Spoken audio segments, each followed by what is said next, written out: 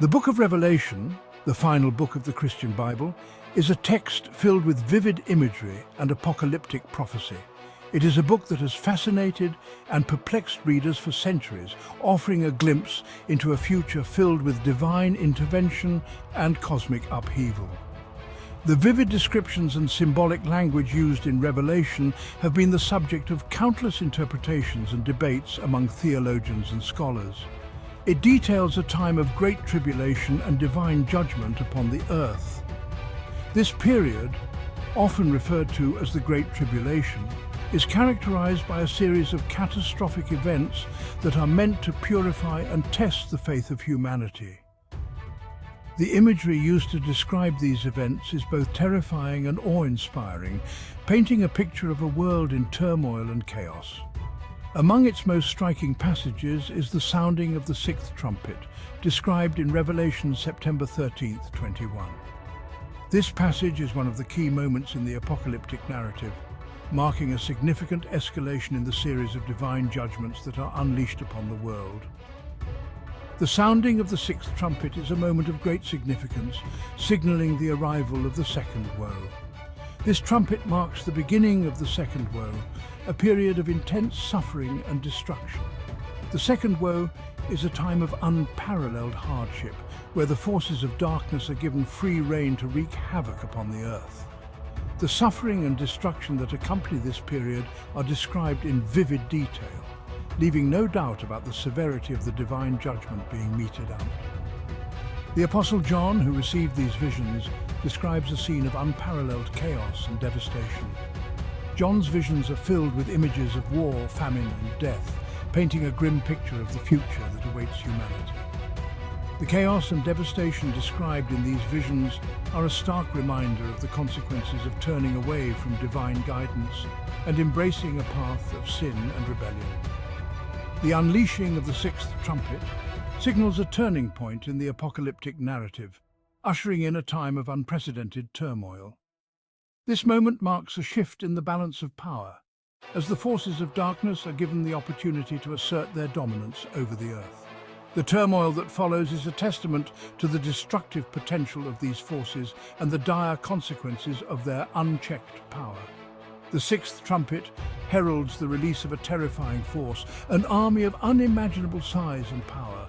This army, described in the text as being 200 million strong, is a force to be reckoned with. The sheer size and power of this army are meant to convey the overwhelming nature of the threat that it poses to humanity.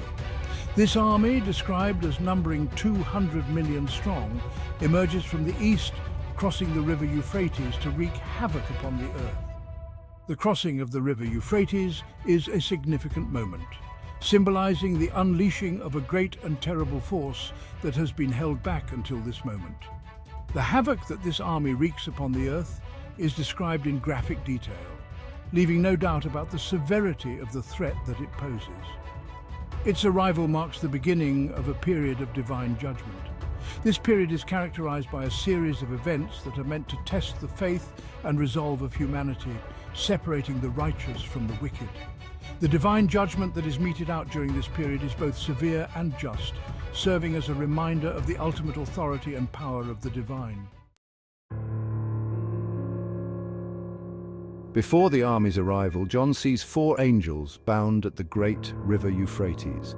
These angels, bound for a specific time and purpose, are a significant part of the prophecy. Their presence at the Euphrates is not random but deeply symbolic, representing a pivotal moment in the unfolding of divine plans. These angels are not benevolent beings but rather harbingers of destruction. They are depicted as powerful and fearsome entities whose release signals impending doom. Their very nature is to bring about chaos and upheaval, serving as instruments of divine wrath. Their release has been ordained for this specific moment, a sign that God's judgment is at hand. This moment has been predetermined, a crucial part of the divine timeline. The release of these angels marks the beginning of a series of events that will lead to the ultimate judgment and the end of the current age. The Euphrates River in ancient times marked the eastern boundary of the Roman Empire. This river was not just a geographical landmark, but a significant cultural and political boundary. It separated the known world from the unknown, the civilized from the barbaric. It was a place of great strategic importance, often serving as a dividing line between empires. Control over the Euphrates meant control over trade routes, military movements, and cultural exchanges. It was a lifeline for empires, a critical point of contention and conflict. The symbolic implication is clear. The unleashing of these angels and the army they command represents a force that will shatter boundaries and overturn the established order. This act signifies the breaking down of old structures and the ushering in of a new era, one that is marked by divine intervention and judgment. These angels are not acting on their own accord, but are instruments of God's will. They are executing a divine plan, one that has been set in motion since the beginning of time. Their actions are not random, but are part of a larger cosmic design. Their release is a deliberate act, a sign that the time for judgment has arrived. This is a moment of reckoning where the deeds of humanity will be weighed and judged. The release of these angels is a clear indication that the end times are near, and that the world as we know it is about to undergo a profound transformation. The binding of the angels at the Euphrates represents a restraint on the forces of chaos, a restraint that is about to be lifted. This binding has kept the forces of destruction in check, but now, as the time of judgment approaches, this restraint is being removed. The lifting of this restraint will unleash a torrent of chaos and destruction, paving the way for the final judgment and the ultimate fulfillment of divine prophecy. The army that emerges from the east is unlike anything ever witnessed. John describes its size as 200 million, a number that would have been almost inconceivable in the ancient world. This vast host represents an unstoppable force, a symbol of overwhelming power. The origins of this army are a matter of debate among biblical scholars.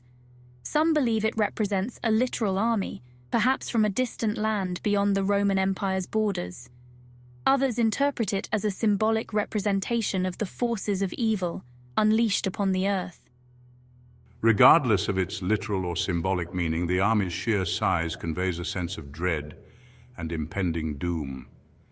Its arrival marks the beginning of a period of unprecedented suffering, a time when the world will be shaken to its core. John's vision leaves no doubt that this is a force to be reckoned with. Section 4. Horses of fire, smoke, and brimstone. John's description of the army's horses and riders further amplifies the sense of terror. These are not ordinary steeds, but creatures of nightmare, spewing fire, smoke, and brimstone from their mouths.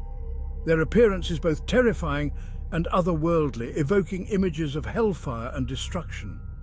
The horses' heads resemble lions, symbolizing their ferocity and power. The fire, smoke, and brimstone they emit represent the destructive forces unleashed upon the earth. These elements were associated with divine judgment in the ancient world, evoking fear and awe. The riders, too, are figures of dread. They wear breastplates of fiery red, hyacinth blue, and sulfur yellow, colors associated with both royalty and war. These riders are not mere soldiers, but agents of destruction, carrying out a divine decree. Their appearance is a stark reminder that the forces of heaven are now arrayed against the wicked. Section 5. A third of humanity destroyed. In this section, we delve into the harrowing prophecy that foretells the destruction of a significant portion of humanity. The imagery and symbolism used here are both vivid and terrifying, painting a picture of a world in utter chaos and despair. The army's impact on humanity is nothing short of catastrophic.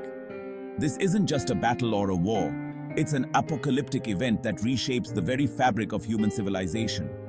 The scale of destruction is immense, leaving no corner of the earth untouched by its devastating effects.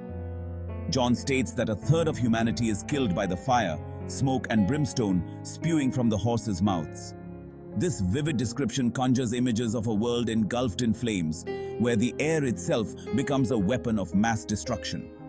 The fire, smoke, and brimstone are not just elements of destruction, but symbols of divine wrath and judgment. This horrifying detail underscores the severity of the judgment unleashed upon the earth.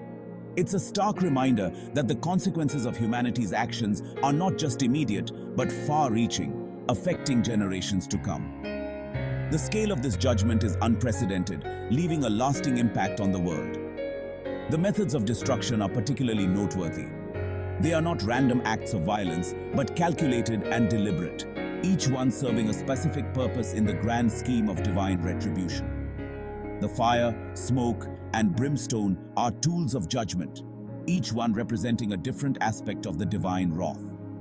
The fire, smoke, and brimstone evoke images of volcanic eruptions and other natural disasters. These natural phenomena are powerful and uncontrollable, much like the divine forces at work in this prophecy. They serve as a reminder of the power of nature and the fragility of human existence in the face of such overwhelming forces. This suggests that God's judgment will manifest not only through supernatural means, but also through the very forces of nature.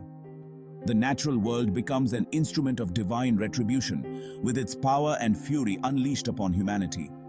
This duality of supernatural and natural forces working in tandem adds a layer of complexity to the prophecy.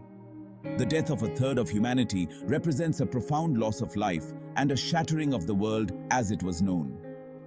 This event is not just a physical catastrophe, but a psychological and emotional one as well. The survivors are left to grapple with the enormity of the loss and the realization that their world has been irrevocably changed. This event is a stark reminder of the fragility of human existence and the ultimate power of God's judgment. It serves as a wake-up call to humanity, urging them to reflect on their actions and the consequences they bring. The prophecy is a powerful testament to the idea that no one is beyond the reach of divine judgment. John's vision leaves no doubt that the sixth trumpet heralds a time of unprecedented suffering and loss. The imagery used is both vivid and haunting, leaving a lasting impression on the reader. It's a powerful reminder of the consequences of humanity's actions and the ultimate power of divine judgment. The prophecy serves as a warning, urging humanity to change its ways before it's too late.